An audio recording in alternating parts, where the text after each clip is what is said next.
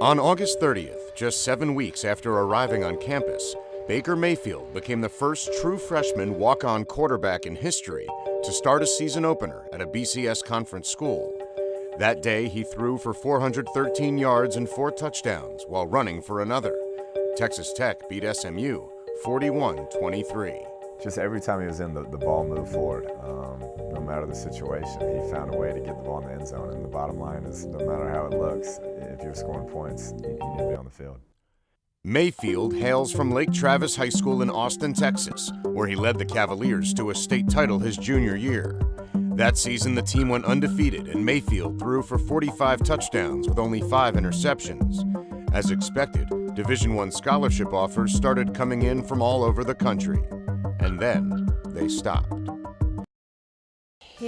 A lot of his friends from Lake Travis were recruited and signed early or made verbal commitments early, and he just wasn't getting that.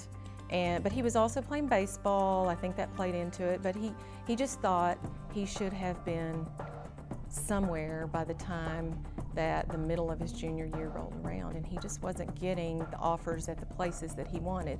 And so then he decided he had his heart set on TCU, and unbeknownst to James and I, he told a reporter that, and so it was put out in writing, and that's where he wanted to go. And we knew he wanted to go there, but he didn't need to limit himself, but that's what he had his heart set on. So then when we saw that the TCU thing wasn't going to happen earlier than Baker realized it, there were a couple other options, and they weren't good options, but Baker at that point was just so frustrated he was going to take one of them.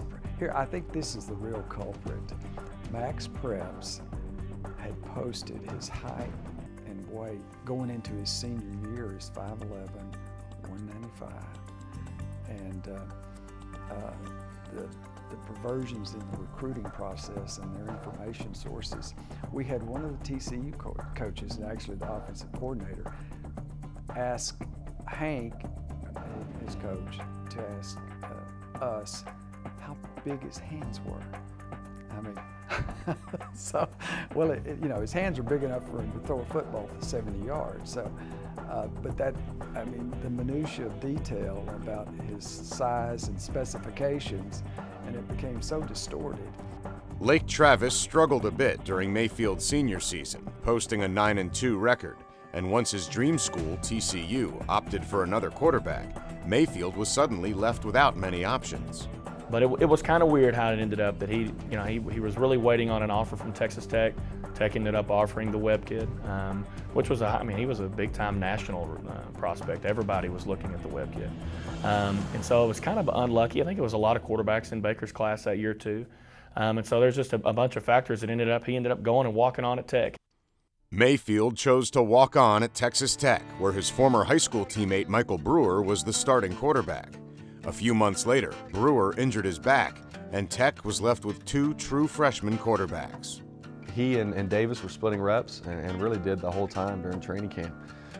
And you just try to grade it and figure out who did the best. And it was a very difficult decision for Coach Kingsbury to make because Davis Webb's a really good player, as we've seen. And so you've got unbelievable 2 freshmen that are as good as they are, and you got to choose one. After beating out fellow freshman quarterback Davis Webb, Mayfield started the first 5 games for the Red Raiders. And although a knee injury kept him out of the game against Iowa State, he has amassed almost 1,500 yards and 8 touchdowns in a season where he was not expecting to play at all.